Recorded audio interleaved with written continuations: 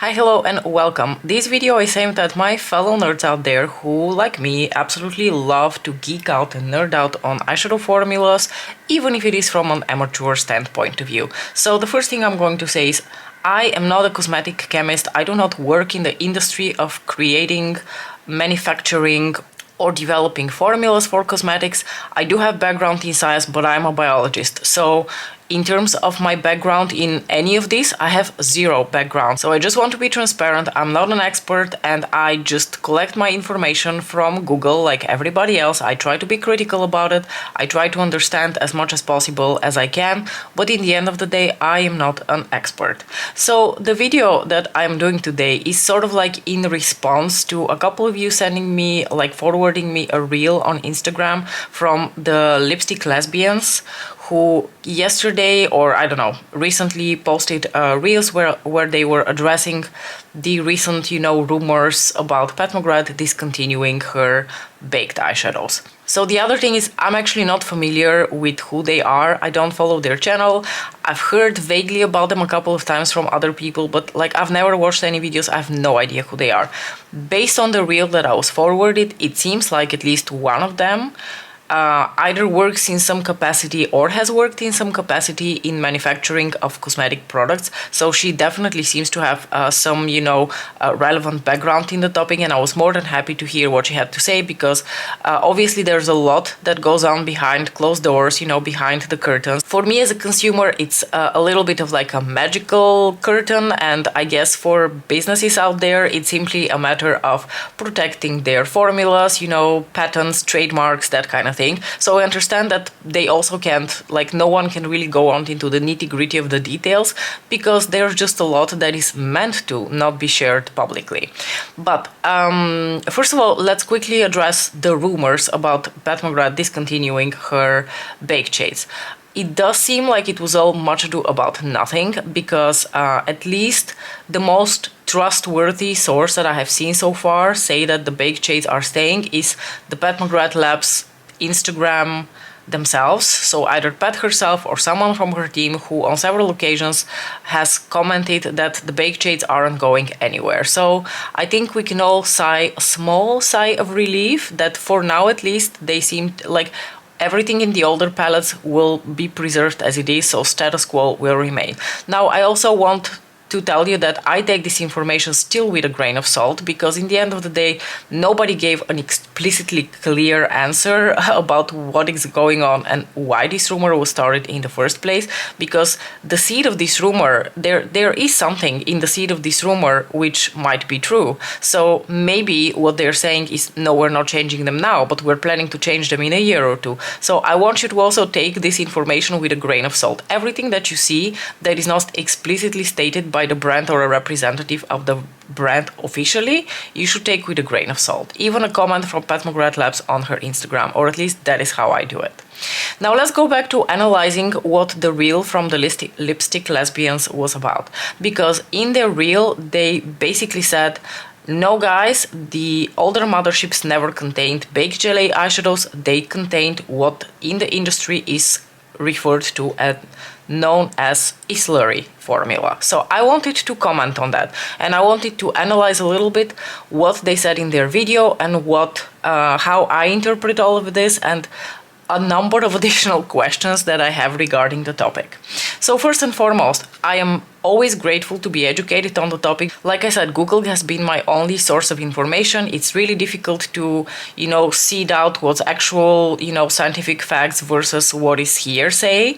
And unfortunately, I don't know any cosmetic chemist. Trust me, if I knew any cosmetic chemist, they would be here on my channel and we would be doing a much more professional video. Unfortunately, I don't know anyone who is a cosmetic chemist. So we're just going to do this the amateur style. So what they said is, okay, these baked Gelee shadows, this is a term that was introduced by consumers, but it doesn't reflect reality because in reality, what the industry refers to is slurry formulas. So I listened to this video several times. I went on Google, I tried to find information, and essentially this is my summary of what the lady on this reel was saying. So she was saying that these eyeshadow formulas are known as slurry. Baked Gelee is not an official term for these, and the older motherships contain what she referred to as a outdated formula, and the new motherships potentially contain a slurry formula that is more modern. And I want to comment on all of that. So first of all, from what I was able to gather from the internet, slurry refers to a step in the manufacturing process when all of these eyeshadows are created, when you mix powders, binders, and a solvent. And the whole processing part of this is very different from how you would manufacture a pressed eyeshadow, in which, you know, you have the powders, the binders, and then, you know, like just with like this heavy press, you like smoosh it down, you leave it to air dry, and done and done. Apparently this has some limitations into, you know, how much pearl you can put in there, how it will perform, and we as consumers obviously can tell the difference once we try the final product, right? We take an eyeshadow, we put it on our skin, and we can see that they perform differently. Baked eyeshadow formulation behaves very differently compared to a pressed eyeshadow formulation. So that's where our interpretation comes from. And I think this named baked gelée also refers to, you know, products that maybe had gelée in the name, and then because they were baked, we started referring to them as baked gelée. But let's go back to the slurry. So the slurry, from what I understand, is, like I said, a step in the manufacturing process where a lot of these like hybrid gel, liquid, cream type formulas start their life as. So they start off as a slurry, and then they need to be post-processed because the solvent needs to be gotten rid of, so to say. Ultimately, you want to end up with a good formulation where the binders and the powders behave at their optimum and the solvent is gone. And I'm not exactly sure what the industry uses as solvents these days, but I think you have two options. You can either go for something as simple as water, or you can use organic compounds as solvents because they're very volatile. For instance, if you were to, I don't know, mix your eyeshadow with ethanol or methanol, they're both very volatile. For example, methanol, if you leave a couple of milliliters of methanol overnight just to like evaporate, it will be gone by the morning because methanol is very volatile. Now, I don't know that you would like to have any traces of methanol left in your eyeshadow formulation, so I'm guessing they're using safer organic solvents, but I just wanted to give an example of why they would use something like this to like mix the whole thing before letting it get rid of the solvent in a way. The other option, obviously, water, and then you have to evaporate the water either by leaving it to air dry or vacuum or baking, which is why we think that a lot of these are baked, because I think in a lot of instances the process does end up at a stage where you have to bake the whole thing in order to get rid of the solvent. So they make these slurries, and then these slurries are deposited onto what we call a plastic grid, but apparently in the industry it is known as a godet. Fantastic. I'm more than happy to use the actual term for it, on a godet, because these things are meant to also be quite heat resistant, so that they can withstand the heat once they go in the oven for the solvent to evaporate. This is where things started to get slightly confusing for me, because once I had an idea what you was talking about with that slurry, I thought, okay, but that doesn't really narrow it down, because if you say that something is a slurry is like a step in the manufacturing process, but it doesn't reflect what you end up with. Because, and I want to illustrate that with examples in a little bit, we all know as consumers that ultimately that slurry can end up looking and performing quite differently depending on the precise chemical composition and the post-processing. So let me give you examples within eyeshadow palettes from Pat McGrath Labs' range, because luckily she has a lot of examples, I think, of these slurry type formulas. Let's talk about the oldest type slurry formula, which is the little plastic babies here that were present in her original kits. So I want to point out that this is a different finish formula. I don't know, maybe it's not a different formula, but it's definitely a different post-processing type compared to what came later in her motherships, because I, as a layman, would refer to this eyeshadow as a baked eyeshadow. So I would not call this a baked gelée. So to me, this is not like one of those like gel hybrid textures. that I would refer to as a baked gelée, I would call this a simply baked formula. And another example of a baked formula from Pat McGrath Labs is her Bridgerton cartwheel here. Do you see? Both of these share the quality that they have these like really like raised and domed pans. So I think these are post-processed in a different way, and I think maybe even the composition of these eyeshadows may be slightly different compared to what we refer to as a baked gelée. So this eyeshadow, for example, let's quickly talk about this eyeshadow. This is dark matter, like I said, from one of her original palettes. And what I usually find quite nice about these like baked type formulations, which by the way are present across other luxury brands, for example the Chanel Eclat de Nuit quad from last year was also baked, it was not baked gelée, or what I would refer to as a baked gelée. Apparently it should be referred to as an air-dried baked, or I don't know what else, slurry. I think that might be the more correct term, and I'm more than happy to use the more correct term, but unfortunately I don't think we're ever going to know how exactly the post-processing is happening. But let's say that as a layman I would refer to this as a baked formula. So baked formulas are extremely lightweight on the lid, they don't have a high metallic punch or a high metallic finish, they have a very veil-like appearance and a very skin-like consistency, and they just look really lightweight on the lids. That's what I wanted to say. They feel a little bit dry, but they feel different to what I want to show you next, which is what I would have considered the classic baked gelée from Pat McGrath Labs. So let me open up now my Mothership 2, and I chose Mothership 2 instead of the palette that the lady from the Lipstick Lesbians was using, which was Mothership 1, because I think Mothership 2 is a better representation of the different types of finishes that you would have in her palettes, because it does have a blitz shade, it has a VR shade, it has an astral shade, and it has one of those like triple digit eyeshadows which also have a very interesting texture to them, and they're all very different from each other. But as you can see, when you compare, and that's probably a terrible example because most of my eyeshadows have been so used that you can't really tell anymore, but hopefully you're still able to see how this has a completely different like look to it compared to these. There is still a little bit of domedness to the what we classically call a baked gelée from Pat McGrath Labs, but it's not quite the same as what I would refer to simply as a baked eyeshadow. And here I wanted to say that what the Lipstick Lesbians were referring to as these are not baked gelée, and I only found that once I went through the description on their wheel. In the very end of the description they say that the slurries from Pat McGrath Labs in the Mothership palettes are not baked. Now again, I'm not an expert, I don't know anything about how these eyeshadows are manufactured. To me they felt rather baked because they have that very dry, flaky feeling to them, and they, you know, to me, like a layman, the only way to describe it is imagine when you bake a meringue in the cake at like low temps. To me a meringue feels a little bit like this. It feels like something that's been baked in an oven. But you know, maybe these were vacuum dried or maybe they were actually air dried, I don't know.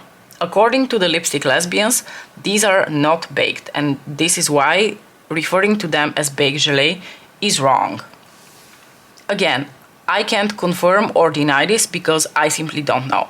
Like I said, to me they feel baked. But let me give you an example. Let's watch a blitz shade, let's watch a VR shade, and let's watch one of those like triple digit shades. But I think you can also immediately see how much more punchy they are in terms of like the pigment deposit and the shiny quality. So let me swatch these three eyeshadows for you. They still feel extremely lightweight, but they are much punchier, they deposit a lot more pigment, and in the case of the triple digit shade, for example, you can even see the texture is quite flaky. You see this, and this one is a bit of a duochrome. Actually, both of these are duochromes. You can totally make like simple baked eyeshadows to be duochromes, but I don't think they're going to have the same intensity and pigmentation and punch as these, like what we refer to as baked gelée. And this is the part of the video where she lost me, because at some point she started to refer to this formula as old, somewhat outdated, but how fantastic, you know, that a formula from 10 years ago still, you know, looks and performs so well. At this point, I was already thinking, okay, I'm starting to lose the plot here, because I don't see this formula as outdated. I think a lot of other brands are continuing to make this formula without it feeling dated in any sort of way. And then she speculated, and I can't stress this enough, she speculated that the eyeshadows that are present past Mothership 9, because the last Blitz Astrals that were baked, or what we think is baked, were present in Mothership 9 Utopian Dream. So this is my Metamorphosis palette, and I want to start off by saying that I absolutely love this palette. I think it's a fantastic palette. I have so much joy using it. And I also indicated in my video that the 5 Blitz Astral shades that are present here, to me the Blitz Astral shades that are present here also do not feel like the same formula that a classic metallic shade would feel like. So these are still, you know, they're a little bit drier to the touch, they have a little bit of flakiness to them. They're closer to a metallic eyeshadow than they are to what I would refer to as the baked Gelee, but they're also not a classic metallic formula. So let me swatch a couple of those for you. They're gorgeous, I absolutely love them. You can see though how much more intense pigment and metallic finish there is to these eyeshadows. The thing is, they're just more intensely pigmented, and while an eyeshadow like VR Nectar here from Mothership 2 Sublime can be used as a topper because it has that lightweight, almost like translucent base quality to it, you cannot really use any, I mean, you can use this one as a topper, but you guys know across so many palettes from Pat McGrath Labs, we have fallen in love with these like VR and Astral type eyeshadows because they serve as toppers. These are beautiful textures, they're beautiful eyeshadows, they perform really well, there's really no question about that, but they do not have the same functionality as, you know, one of these shades does, or even a shade like this, because this is a very dark eyeshadow, it has a duochrome, but you know what, you can still put it over another eyeshadow without creating additional texture and still giving that other eyeshadow a completely different flip. That was the beauty of these original, what she calls dated eyeshadows. So to me, this feels a little bit like comparing apples and oranges, because also, and I got sidetracked, I'm so sorry, I keep going off on tangents and getting sidetracked, but essentially what she said is that if she had to speculate, these 5 eyeshadows are a back-injected slurry. I had to look up what a back-injected slurry is, but from what I understood, instead of pouring the slurry over the godet, there's a little hole in the godet and you just like inject it from the bottom.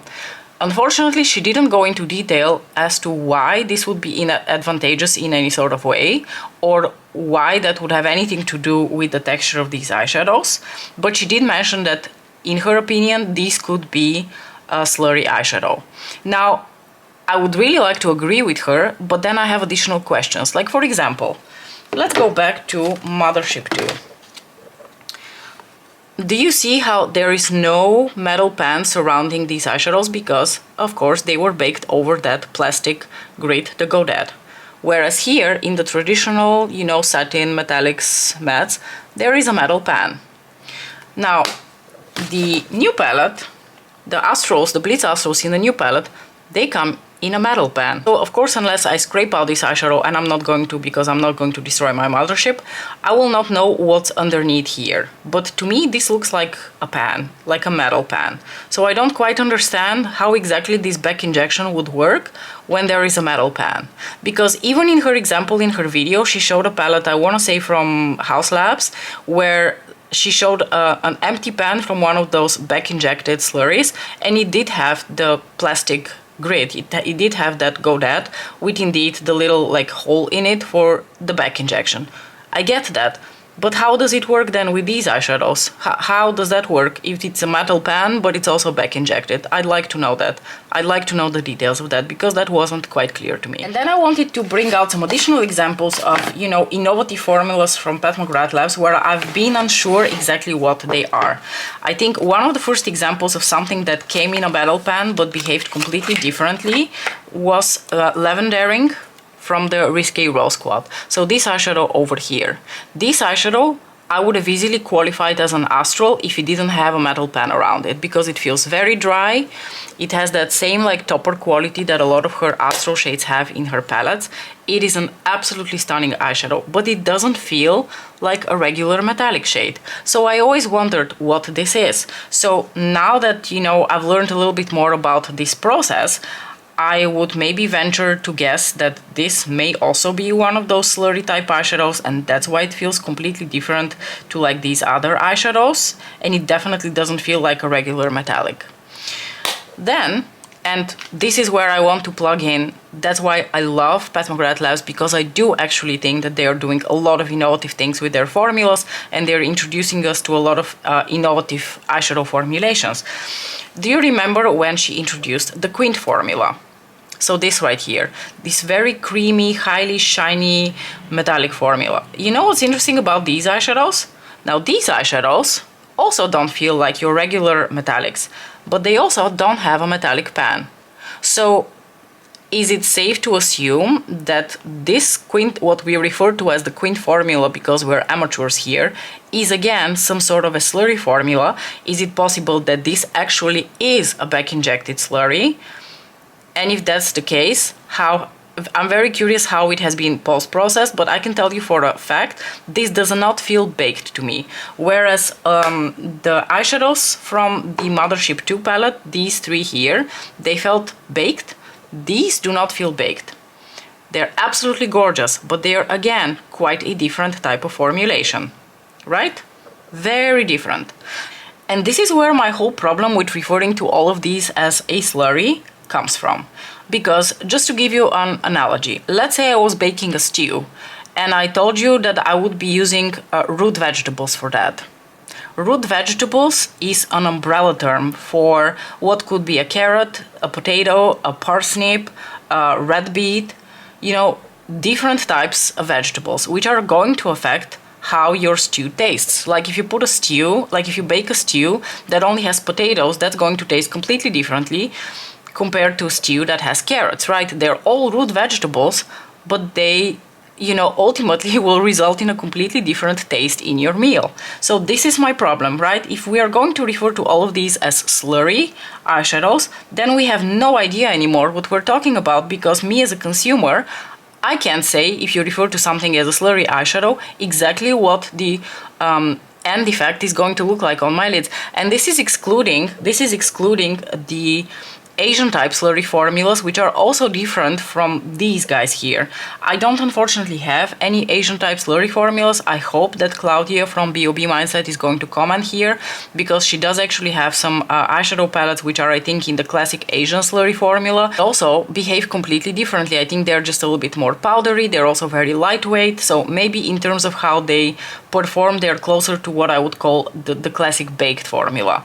So unfortunately for me, calling everything a slurry doesn't really narrow it down much. It's also, from what I understand, just a texture that you create during the manufacturing process. It's not an end product, and it doesn't reflect how the end product looks, feels, and behaves. I'm more than happy to learn the correct terms to refer to these different types of slurries, but yeah, I'm not going to back down on calling these baked gelee, because they're different from these and this. Even if they all started their life as a slurry, they feel different compared to all of these other things. And they have a different effect on the lids. I can create very different types of looks with them. And I was also, again, quite annoyed at the fact that she referred to this formula as outdated, because I don't think it's outdated, I just think it's different. It's comparing apples and oranges. The effects that you can create with these eyeshadows, you cannot create with a lot of these other types of formulas. So I think that's why I was a little bit disappointed that she left the discussion at this somewhat more superficial level for me. I would have loved to know more. I would have loved to know more of the nitty-gritty, and I would love to correct my terminology if you give me the correct term to use. But you cannot throw the term slurry, which is a general term, to refer to all of these different types of finishes and tell me that that is the correct terminology, because it may be the correct terminology like a certain step in the manufacturing process, but it is not the correct terminology to describe the end product. If anyone has any additional information for me to read up on, I would be more than glad to. I will actually leave a link to an article that I found online, something in the lines of investigating the process of manufacturing baked eyeshadows, which went quite into the nitty-gritty of the chemistry and physics of it all, which I found very fascinating. Obviously, I didn't fully understand all of it because I'm not a cosmetic chemist, but it was possibly one of the most informative pieces of information I've ever found online on how these baked eyeshadows are made. Yeah, so I'd love to chat with you in the comments below, and I would love to know what you guys think about this, because I'm all for education. This lady clearly knows what she's talking about, and I believe, you know, that she knows about manufacturing of cosmetic products, and I'm happy to learn the correct terms. But like, please give me the correct terms, because I think calling all of these a slurry and saying that the older motherships are, oh, they're so cute, for something that is so dated, just isn't cutting it for me. I'm sorry, I don't think one is dated and one is new and innovative. I just think they're completely different. And I don't mind the new formulas. I'm more than happy to keep around the new allegedly slurry type formulas that are present in motherships 10, 11 and 12. But can we please throw back some of those original, you know, VR, blitz and astral shades, because they just give me more versatility in what I can do with my looks. I think a lot of us have a preference for the older formula because it's so versatile. But like I said, no one will mind if you just keep the new formula but throw the old one in the mix as well, because that just gives us more options. Okay, I think I'm going to close the TED Talk now. Let me know in the comments what you think about this whole situation. Let's discuss. If anyone knows a cosmetic chemist, please let me be the first to know, because I would like to get in touch with them and shed light on all of this. Thank you so much for watching. I'll see you in the next one. Bye!